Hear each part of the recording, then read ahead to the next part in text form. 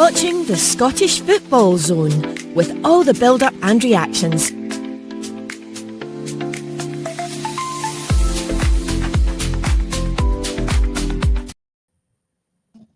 Well, hello, very good evening to you, and welcome to the show. And this weekend it's World Cup qualifying for Scotland getting to the World Cup. And yes, we're all excited about the games coming up. We should beat Denmark maybe about 4-0 tonight. But anyway, too optimistic for the show on the flag tonight, guys. Joined tonight, as always, by Alex and Ethan to look ahead to the Denmark game. It's kicking off at 7:45. So before we get diving right in there to look at the game, let's. I believe Ethan's got the team news tonight for the game. So there you go. Yeah, so Scotland, a few surprises in there, I must say, and we'll probably get onto them. I don't really know how they'll line up midfield-wise, but it looks like a back four, certainly. Angus Gunn in goals, back four of Andy Robertson, the captain, Grant Hanley, John Souttar, Aaron Hickey, and then in the midfield, Scott McTominay, John McGinn, Ryan Christie, Lewis Ferguson, and then the two strikers, Shea Adams and Lyndon Dykes, although one of them could be playing just in behind the other. And then for the Denmark team, again, you don't really know how they're going to line up the striker-wise. They've got two strikers in the starting 11 and goals. Celtic goalkeeper, and he's not the captain tonight, actually, Kasper Schmeichel. Back four, Joachim Mæhle, Andres Christensen, Joachim Andersen, and Rasmus Christensen. And then the midfield four is Anders Dreyer, Mikael Damsgaard, the captain on the night, Pierre-Emil Højbjerg, who said it's the best Scotland team since he's been playing for Denmark that they're coming up against tonight. Morten Hjulmand, and the front two is the man who Celtic fans feel should have been at Parkhead, Kasper Dolberg, and former Motherwell striker, now at Monaco, Mika Biereth. So very strong Denmark team. Scotland team, I think we'll get on to it, but I feel it could be stronger. But yeah. Ethan, me and you the other day were doing our predicted lineups, and none of us could have predicted that Shea Adams and Lyndon Dykes would be in the starting 11. I thought the way Scotland, if they were the way they were going to line up, even if one of them were going to be in, you would have had somebody like Doak or Christie or even McTominay playing off of them. But he's chosen the two of them, which, you know, I can understand Dykes, but throughout Shea Adams' Scotland career, he's offered nothing, absolutely nothing. He's had a couple of goals here and there. I think maybe one against Andorra and one against Denmark are the ones that I can remember. He obviously scored as well in the most recent international break, I think. But yeah, Dykes is I feel like has, even if it's not goal scoring acumen, which is not great for a striker, Dykes has something to offer, but I feel like Shea Adams offers absolutely nothing. Yeah, I would tend to agree with that, and it's going to be interesting to see how the midfield four line up, because I think throughout all their careers they've played in more defensive roles in a midfield, a 6. They've also all kind of played in a 10 role as well, so you don't know out of the four of them how they're going to line up. Another thing we've just not got is pace in that team at all. No pace in the team at all. That's what Ben Doak gives you. And I mean, I don't know about his fitness, but he's been playing for Bournemouth off the bench, so he's obviously fit enough, you would imagine, to start.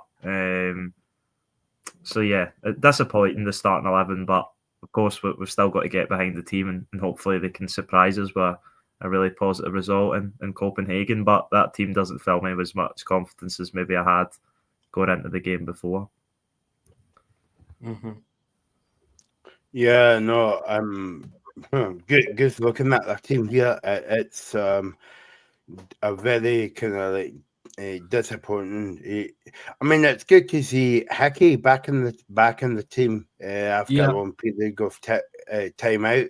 But you would rather, I mean, if you spend a lot of time with me guys on the show, you'll hear me Well, you've heard me a few times last week when we've done the European games about giving youth a chance, and we've been banning the drum for years about Stevie Clark not giving youth a chance, and he's basically not. He's basically not done it tonight as well. Yeah, because I think for me and Ethan, if we stay on the chat about the striker talk and giving youth a chance, and for much of Scotland, the obvious choice tonight was Kieran Bowie. Give him the chance, give him the opportunity to show his worth in a Scotland shirt. He's been playing extremely well, not just in the SPFL and European competition also. And you know, it's still, I know Clark has his favourites, but it baffles me. I mean, Shea Adams had a decent season in the Serie A last season, but he's never really delivered for Scotland. Lyndon Dykes, he has scored this season, but he's way down the pecking order for a side that have just come up from League One. And by the way, he was way down the pecking order last season as well, in League One for Birmingham City. So yeah, just Steve, I feel like you should have taken a punt on Kieran Bowie, at least Ben Doak or someone. I feel like maybe because of the situation the midfield's in, and he's not really played for Udinese, you couldn't make as strong a case for Lennon Miller. But I think Kieran Bowie definitely for me was a must. He was a lock at that striking spot, and my heart sank when I saw Lyndon Dykes and Shea Adams in there for Scotland again. Yeah, and a problem that I've noticed looking at the starting lineup is that you're looking across the team, and a lot of them haven't either started the season through injuries or just not starters for their team. Angus Gunn moved to Nottingham Forest, a decent move for him to the Premier League, but I think he's second or third choice goalkeeper there. Andy Robertson no longer a starter at Liverpool. Grant Hanley's not a. Which, by the way, I don't know how, because Milos Kerkez to me looks like a bomb scare. Yeah, possibly, but the point still stands anyway. He's not been starting for Liverpool. No, I get you. Ethan, I get your point. I was just saying, but I don't know how he's not a starter because I think Milos Kerkez has looked rubbish so far. Hopefully he comes back in. I can see a scenario where he comes back in and earns his place back in that Liverpool start 11. Grant Hanley, not a starting central defender at Hibs. He has started a few games, but that's mainly been rotation. John Suter, obviously one of the exceptions. Aaron Hickey coming back from his injury. He's not started any Premier League games for Brentford. John McGinn and Scott McTominay, obviously starters in their team. Ryan Christie coming back from injury, hasn't started any Premier League games. Lewis Ferguson, I don't think started any of the opening two Serie A games. Yeah, he's been an unused sub in both of them. I think he's coming back from an injury. Shea Adams has got minimal minutes off the bench for Torino in both Serie A games. And Lyndon Dykes, as Alex said, not really threatening to Kyogo and who's the other striker they signed for 10 million? I can't remember his name. It's escaping me.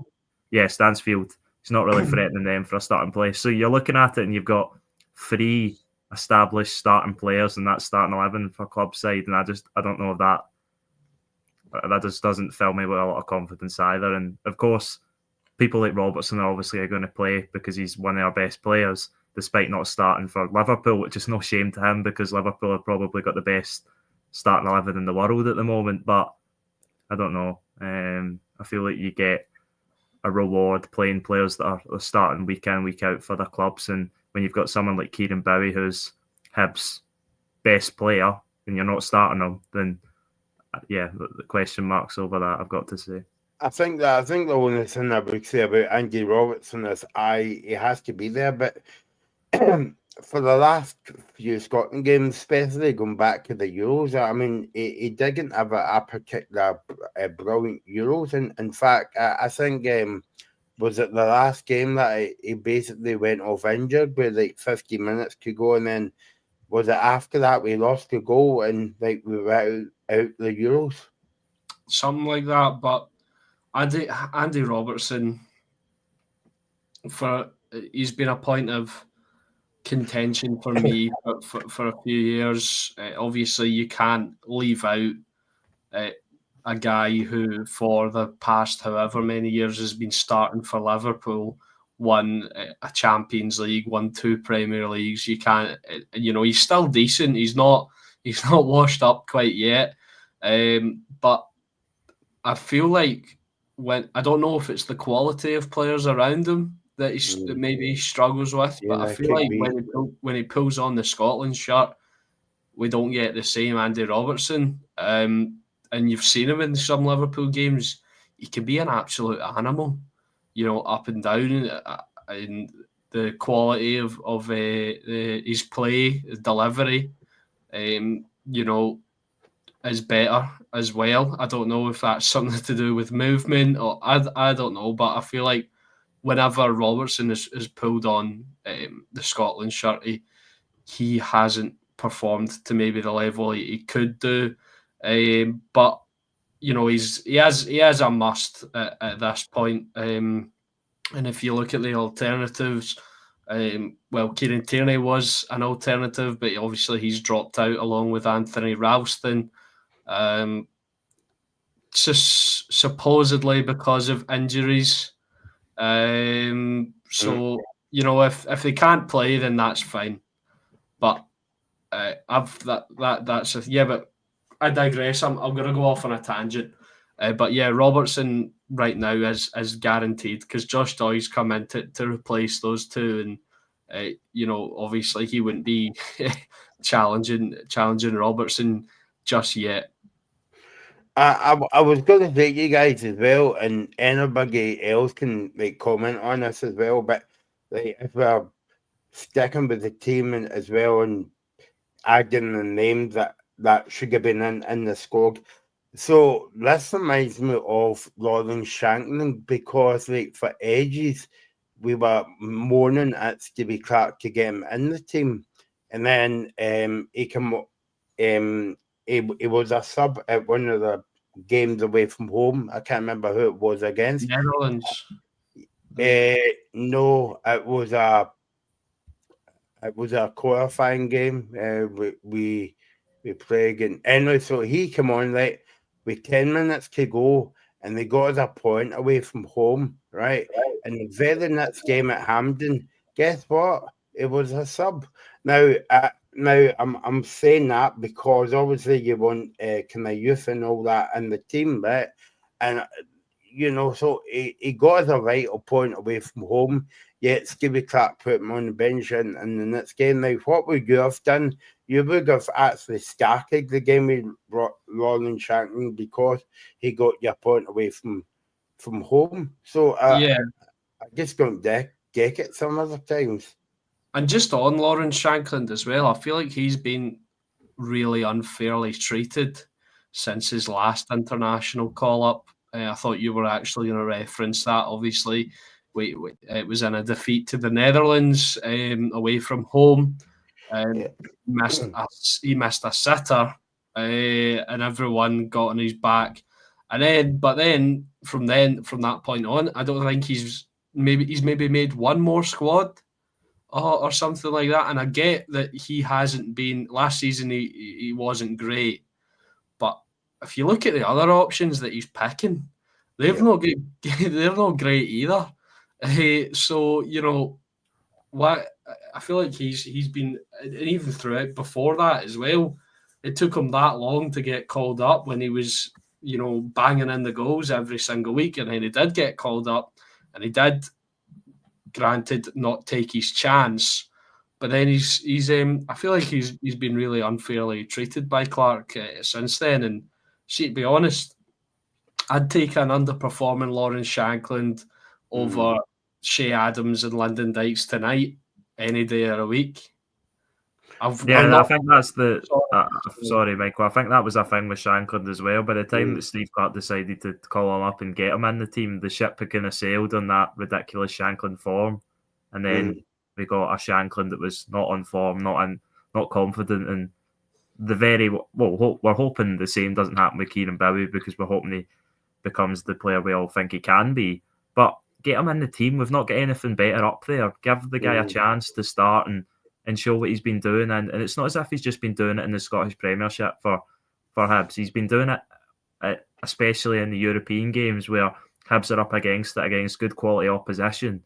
And he's been holding up the ball well, sort of working off scraps at times and scoring ridiculous goals as well. And you don't see that from any of our strikers we're starting tonight. So, yeah, really strange. I thought Kieran Bowie was a stick-on to start, and disappointing that he hasn't. Sorry to interject in the middle of this conversation, but Scotland's under-21s were defeated 2-0 by the Czech Republic. So yeah, I watched that game. They weren't very good, Scotland. And another strange thing that happened in that game, Finlay Curtis didn't come on off the bench until the 77th minute, which I thought he would probably be starting. Yeah, that's a bit weird. I mean, the thing is, like, we're obviously we're going to support the team tonight, and that's why we've got a post-match, or should we say a post-mortem after the show, after the game to look over, right?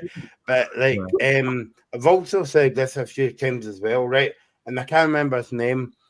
You had a Spanish guy at 19 in the quarterfinals of the Euros, right? And he scored the one goal for Spain to get through to the semi-finals, right?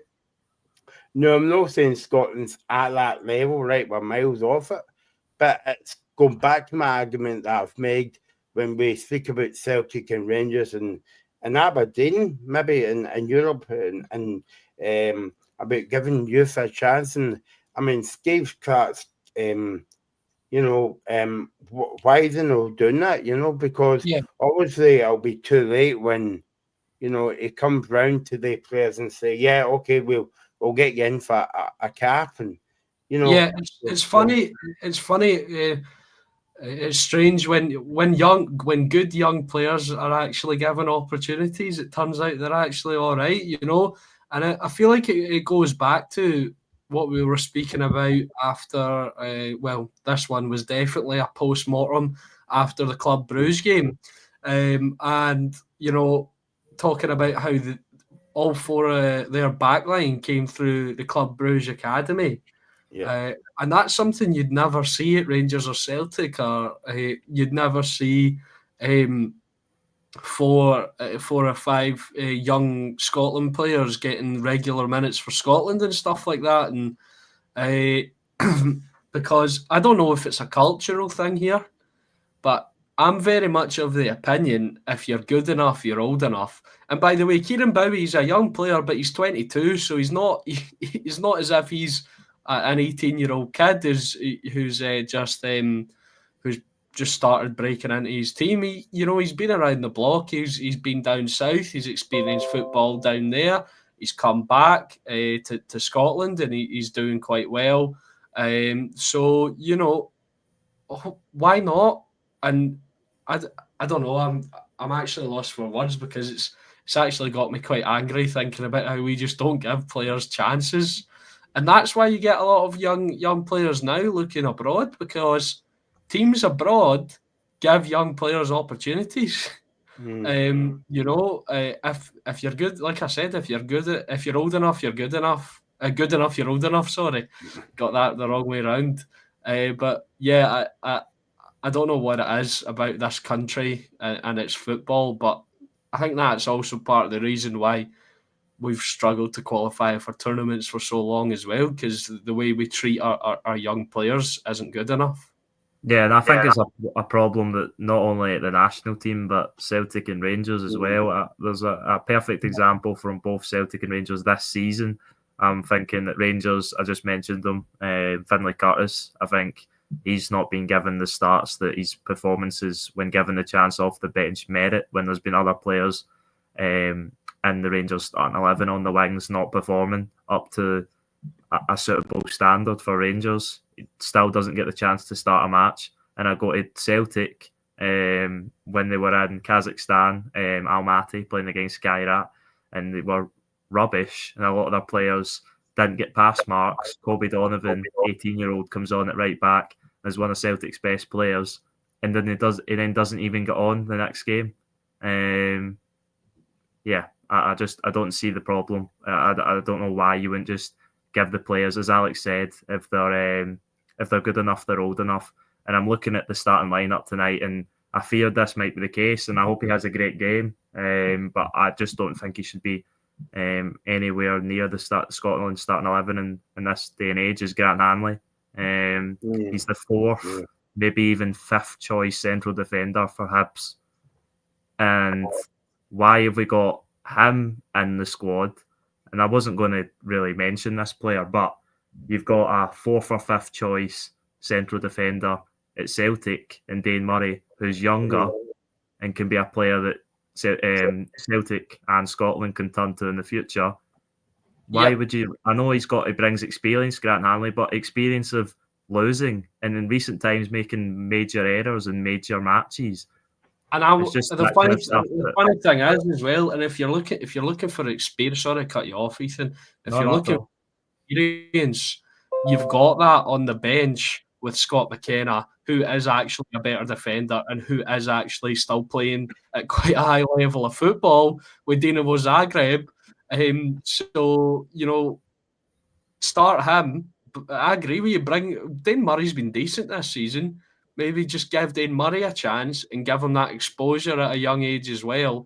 It's not just not giving the young players a chance on starting on the pitch. It's not giving them the opportunity to be a part of the squad, because you can look ahead and go, oh, this is a kid that will be good for Scotland in the future. As well, that's a major part of it, because so you've got the immediate examples like Ben Doak, like Kieran Bowie, who I believe are good enough to take a starting spot. And then you've got the examples maybe a bit further down the line, like Dane Murray. I think it's a bit early for Findlay Curtis, but I think maybe in the next couple of years he will be in with a shout if he's given opportunities at Rangers, or if he chooses to move somewhere where he will be given opportunities. So yeah, I totally agree with you there, Ethan. Yeah, I think James is making the point, as Michael's just flashed up there. That's exactly it. You should pick the most informed players, not your favourites. And that's a thing that a lot of managers, I know I always use them as an example, but I think that was one of Ange Postecoglou's mantras, that he didn't want to become too close with the players, so that he didn't have a sort of personal relationship with any player that was sort of blocking out his judgment of fielding the best 11 possible. And yes, of course, you don't need to always go to that extent, but everyone, I think, can see that Grant Hanley in the central defence for Scotland in the 2025-26 season is not the best option for Scotland. And it hasn't been the best option for Scotland for a number of months and possibly years now. And yet we're still seeing Grant Hanley starting matches. And I think until we come at a time where we're playing our best players in their best positions, then we will not qualify for a World Cup, and we'll be lucky to qualify for another European Championships. I mean, I might be way of the mark here, guys, but what's the point of having youth academies in? Yeah, exactly that. What's the point in the Scotland under-21s if you're just not going to even try and play them when they're I would say, I know it's always a subjective sport, football, but I would almost go as far to say there's factually better strikers in the squad than Lyndon Dykes and Shea Adams at the moment that aren't starting. Yeah. There's factually better central defenders than Grant Hanley that aren't starting. So, yeah. Yeah. And as well, how many times through the years have we seen players break through at Celtic and Rangers, or maybe even Hearts or Hibs, and you think this is going to be the next big thing, and then they're not given the opportunities and they fade into obscurity. I've got a couple off the top of my head from Rangers, although I think that was perhaps coupled with attitude problems, but I think these two were definitely really good at the time.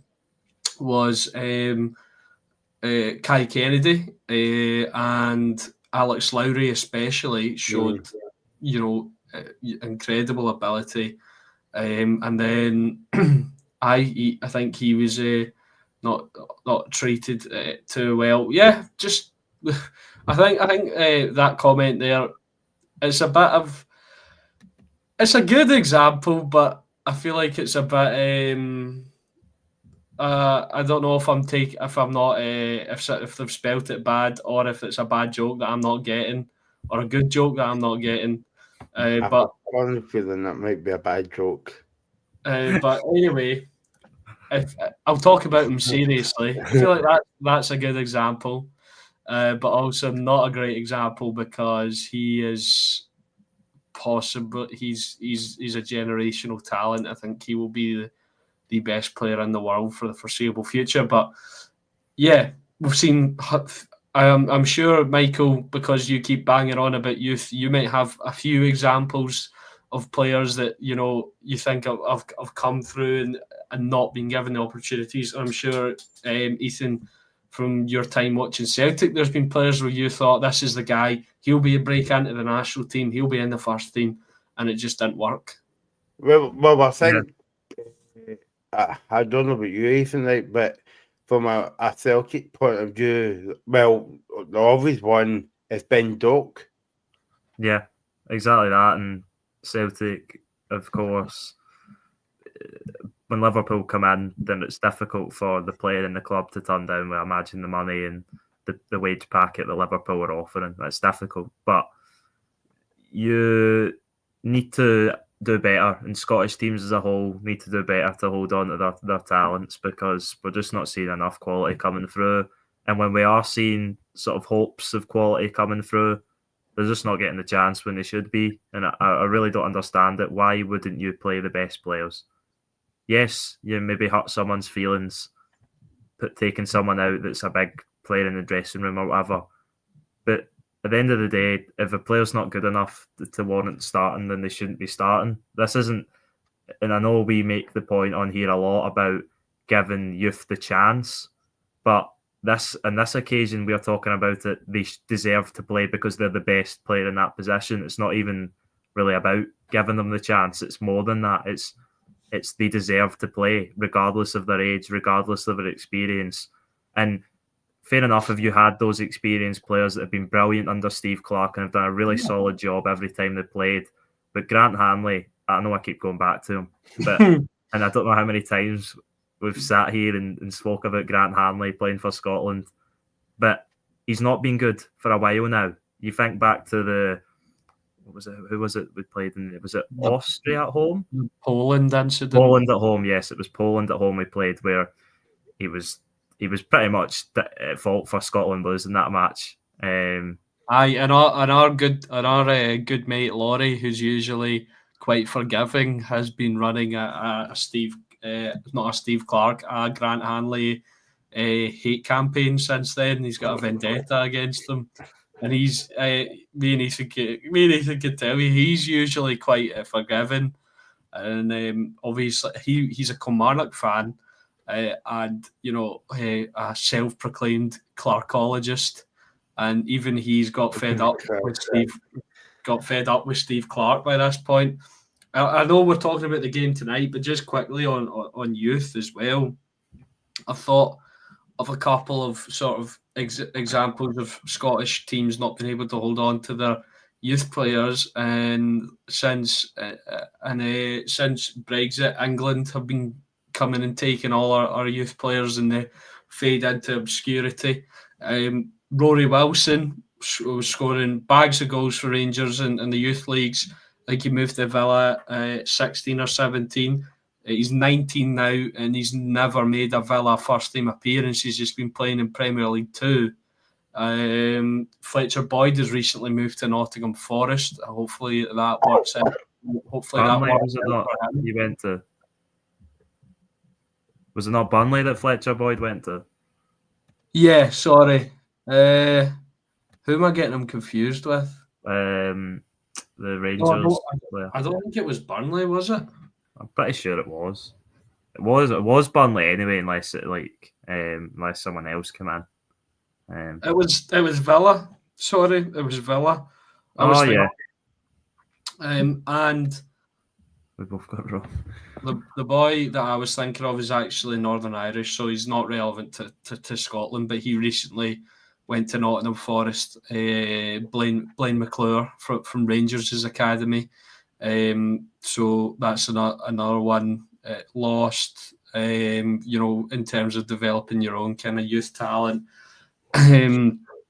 I think Diri Mabudi was in the Rangers academy, and then he went to Man City. Dapple's little brother, and I've not really heard anything about him since.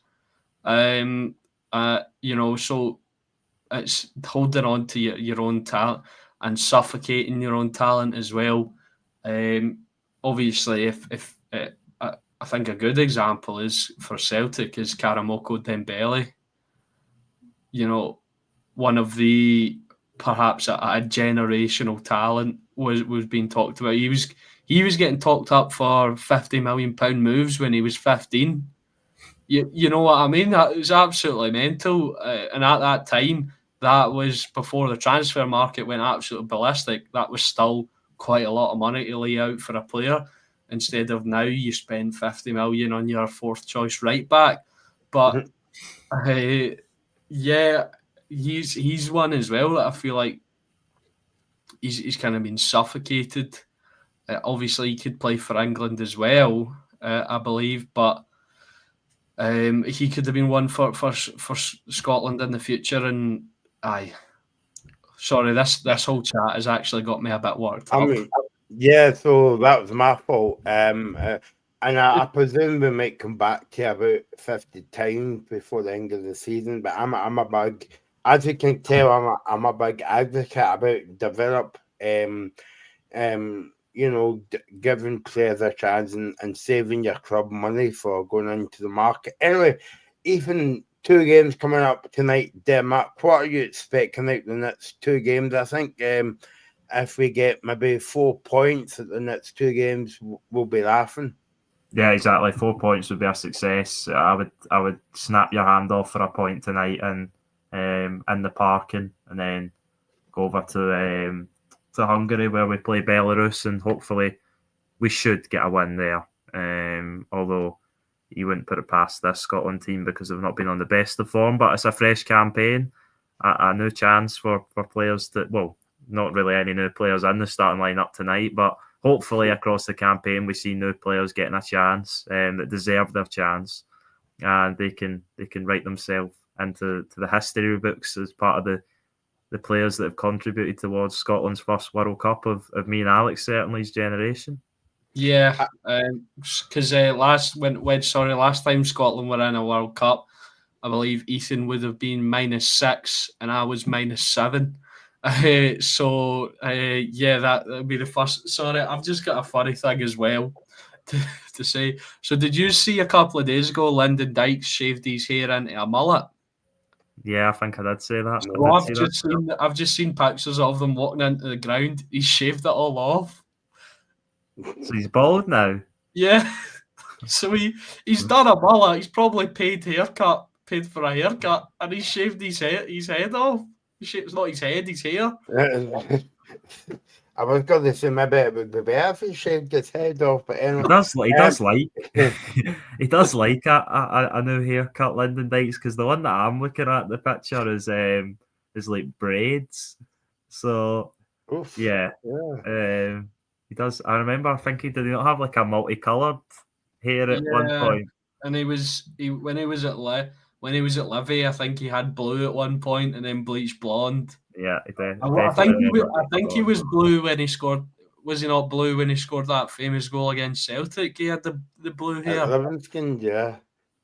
I don't remember him having blue hair. Not at that point. No, maybe he did. But yeah. But anyway, if only he scored as many goals as you had hairstyles, we'd be on for a winner. But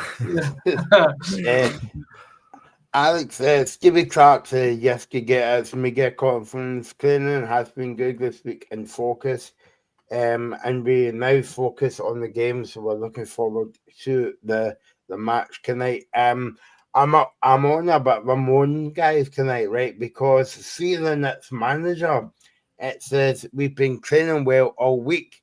Supporters do not want to hear that. All the interested in is if you won the game 2-0 or 3-0, they're not interested in how many goals you scored in training. Yeah.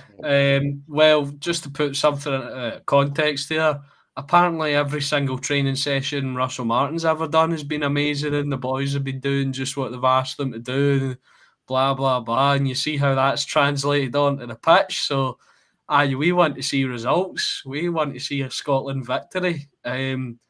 We want to see some semblance of, at least tactical adaptability. If we're getting pummeled and the tactics aren't working, I want to see a change from the manager. I want to see some kind of impact. It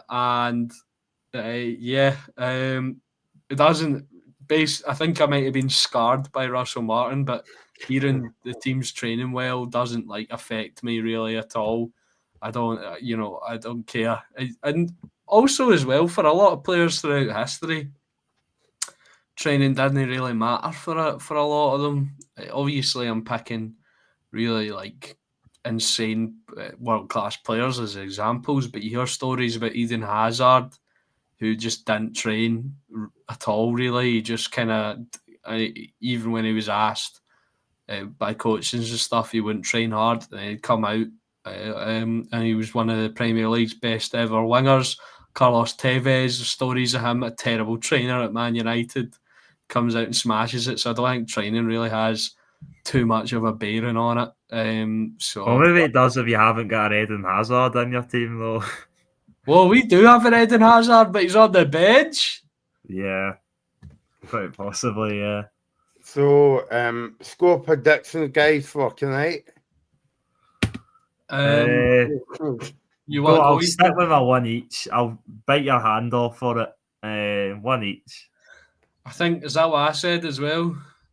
Yeah, it was. It was what you said. So yeah. To quote you, Michael, me and Ethan are up on that fence tonight, one each. And yeah, I think I'll be joining you as well because a draw. I'll be very surprised if Scotland win. But there you go. I mean, yeah, I think we're hanging. Sorry, I was just going to say, Michael, I think we're hanging from the fence rather than sitting on it. We're clutching onto the fence tonight. I think if it was back in the day, Scotland went to France and got as a result that famous Jane McFadden goal, but we could settle for, well, not McFadden goal tonight, but we could settle for a goal tonight against Denmark, and we'll drop points on Monday, but that's the way it goes. Sorry for everybody that's watching. I just feel as though we've been moaning at you for the whole time we've been here. As well, hopefully we'll not be moaning too much at 10 o'clock when we come back on. So, yeah. So, thanks for watching. Thanks to Ethan. Thanks to Alex. And we'll do it all again at 10 o'clock tonight. And come on, Scotland. Come on, Scotland. You're watching the Scottish Football Zone with all the build-up and reactions.